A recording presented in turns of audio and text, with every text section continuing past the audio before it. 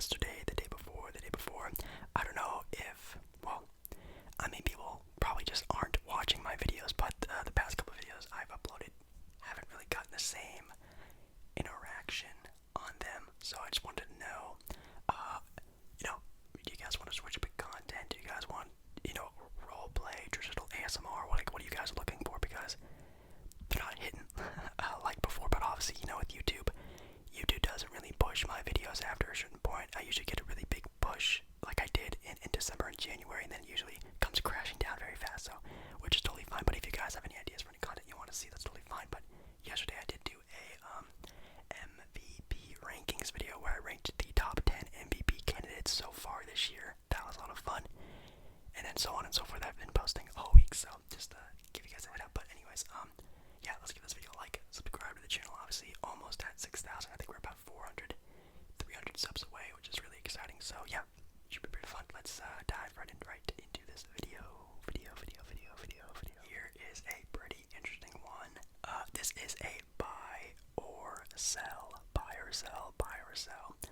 on a trade rumor that's apparently been going around very recently, as of the 12th of February, that the Knicks are apparently wide open for trade, I guess, availability on everyone for a all-star, it says here, quote, all-star or superstar potential player. So, that's actually pretty interesting. Do I buy or sell this? I mean, there's two answers to this.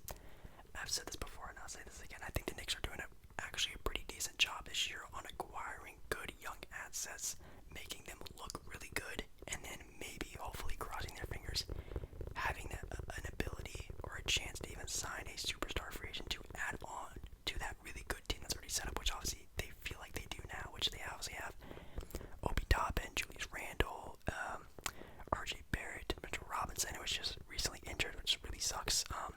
Their key guys are looking pretty good. So again, you keep those guys together, you plop in a good player like maybe Bradley Beal when he's off his contract, or Zach LaVine, or one of these players that just want their own team somewhere that can maybe have a better chance on the Knicks with some good key role players like they do have right now. Or you could take the buy of this sort of discussion and say, maybe the Knicks are just looking to trade, Julius Randle, Mitchell Robinson, a first-round pick for Bradley Beal or Zach LaVine, or one of these players that look like they want a new home somewhere. Well, at least we think they do. We don't know what's going on in their heads, but that's actually pretty interesting. I think I'm going to sell this for two reasons. I'm not going to buy this because A, I think the Knicks are a playoff team, playoff potential type team this year. I know, super crazy that I'm saying that, but they look pretty okay this year, and it seems like they have a good chance to make that 9th, 10th playoff spot. Also, maybe even sneak into the 8th seed, which would be super crazy and really good. Sort of an accomplishment for the Knicks, since they've been pretty bad for the past couple years. But if they can get there, have these guys play some good playoff minutes and see where they go next year, I think that'd be pretty interesting.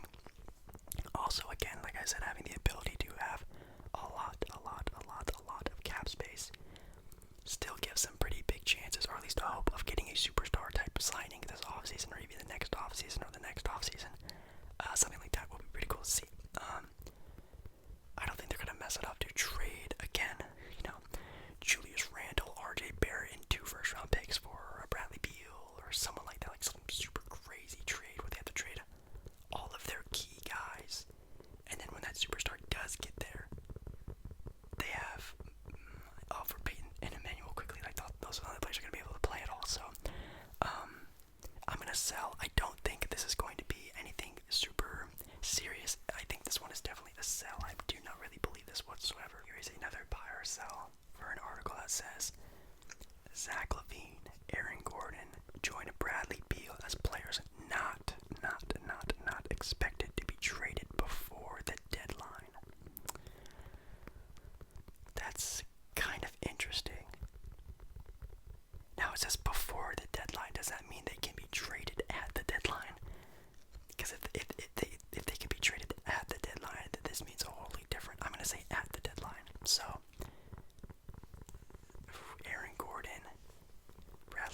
Zach LaVine. You know what? I think I'm gonna buy this article. I don't think even at all any of those players are getting traded. I'm gonna buy that. I think the most likely of a player to get traded on that list would be Aaron Gordon, because I feel like he's the most non-useful player on that list. No offense, but obviously it's Zach LaVine and Bradley Beal. Those guys are the superstars of their teams, so he's definitely the most expendable. You could probably get something out of him without losing too much for getting rid of him. So I'd say probably Aaron Gordon would be the most expendable. But again, Bradley Beal has come out and said he wants to stay on the Washington Wizards. And I don't blame him. The dude's getting paid $40 million to score as many buckets as he wants to without anyone batting an eye. Doesn't matter with the win or loss, as long as Bradley Beal looks good. I'm sure he's pretty happy. And then with the Bulls, I think for the Bulls standpoint, they want to keep Zach LaVine because he is a superstar nonetheless, one of the best offensive players in the game. Defense, well, not the greatest, but offensively, one of the hottest shooting players in the NBA. So I think for the Bulls standpoint, you want to keep him. But for Zach LaVine's standpoint, I've never, unless you're a Bulls fan, correct me if I'm wrong, I've never heard Zach LaVine say, hey, I want to stay on the Bulls. Like Bradley Beal has said, hey, I want to stay on the Wizards. How, a lot of these superstars have said, hey, I want to stay on my team. I don't think I've really heard Zach LaVine ever say that. So, I think out of the entire list, I think player leaving by trade, Aaron Gordon, player leaving by free agency, I'm going to say Zach LaVine. I think Bradley Beal's staying in Washington this entire year, but I'm going to buy that neither of them, any of them are going to get traded. I'd rather believe that none of them get traded at all, because it's not worth it. I think Aaron Gordon really has a lot of trade value right now. He's not playing well, and he's on a big contract. Again, the Bulls, Zach LaVine's on the friendliest contract in the NBA, and Bradley Beal wants to stay a Wizard.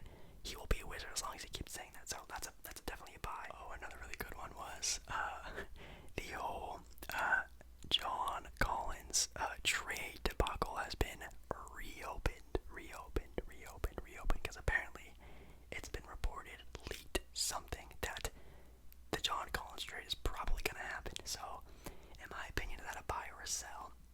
If a trade gets done by the end of the trade deadline, man, you know what, guys?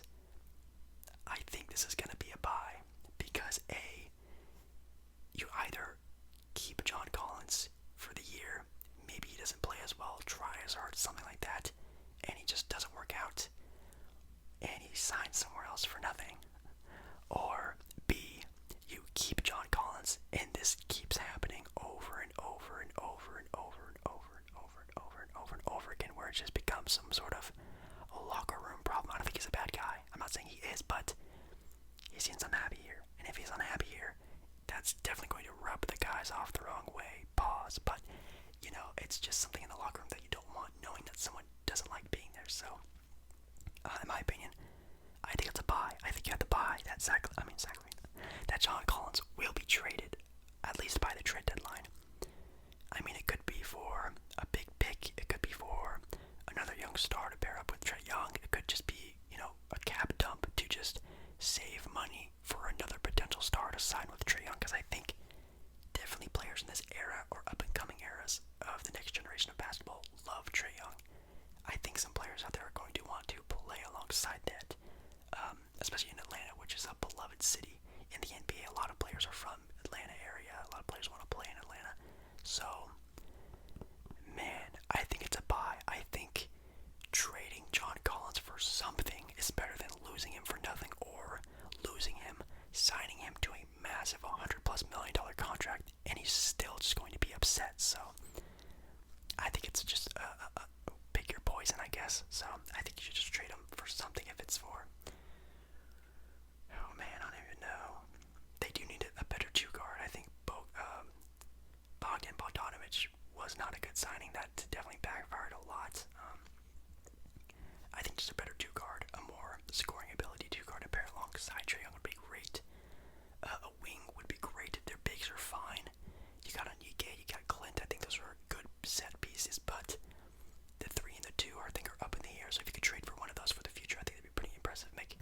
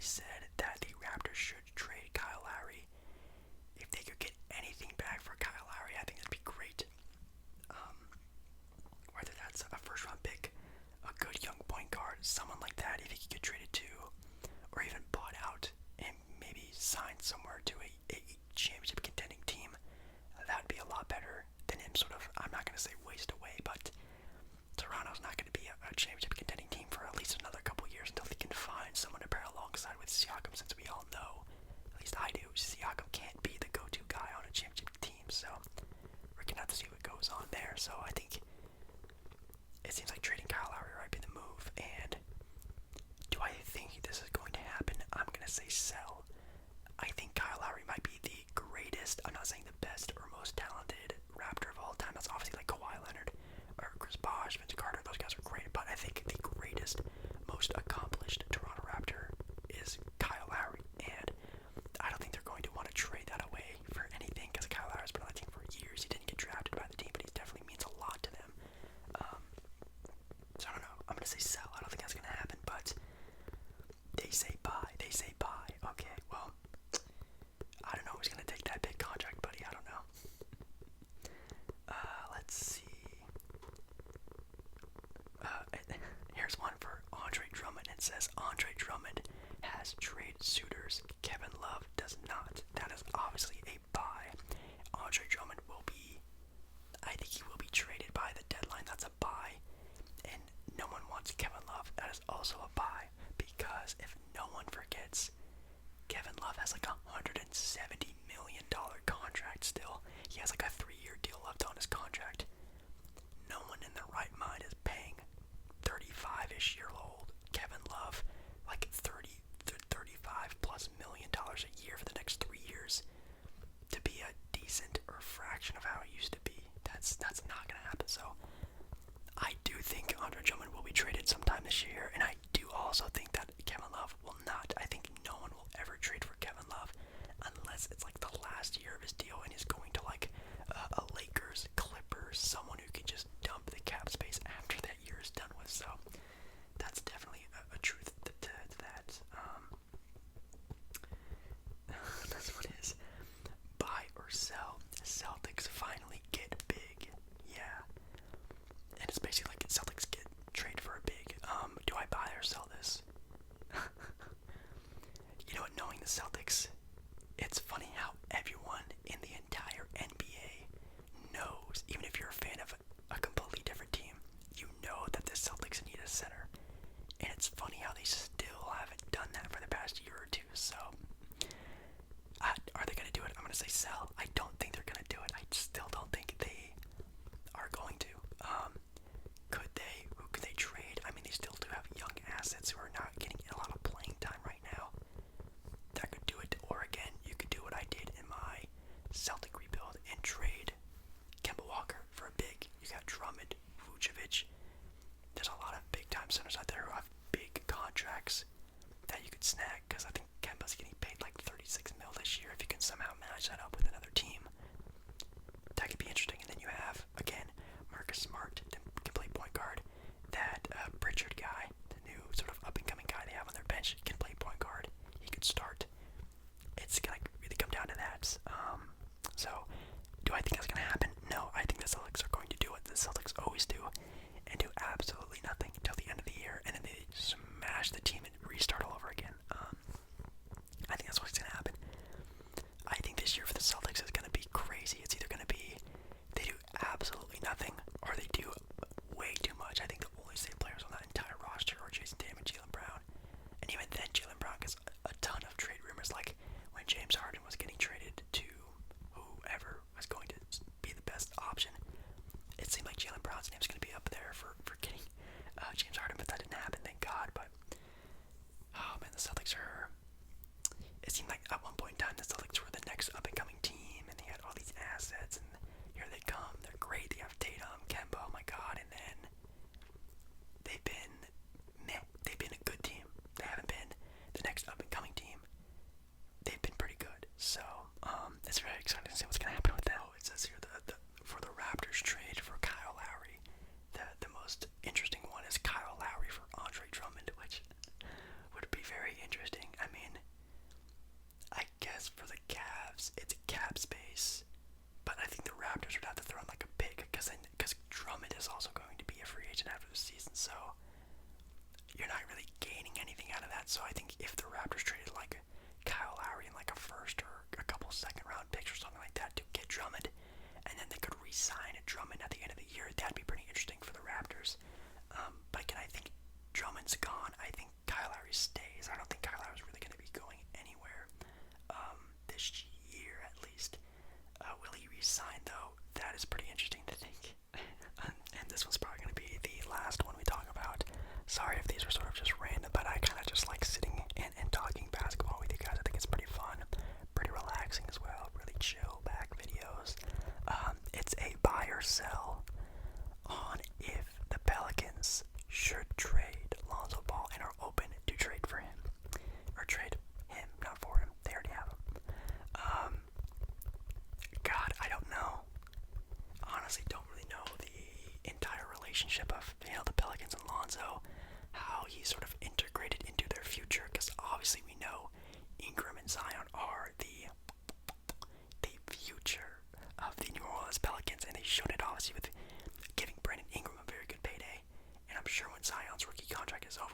second they are able to re-sign him, they will.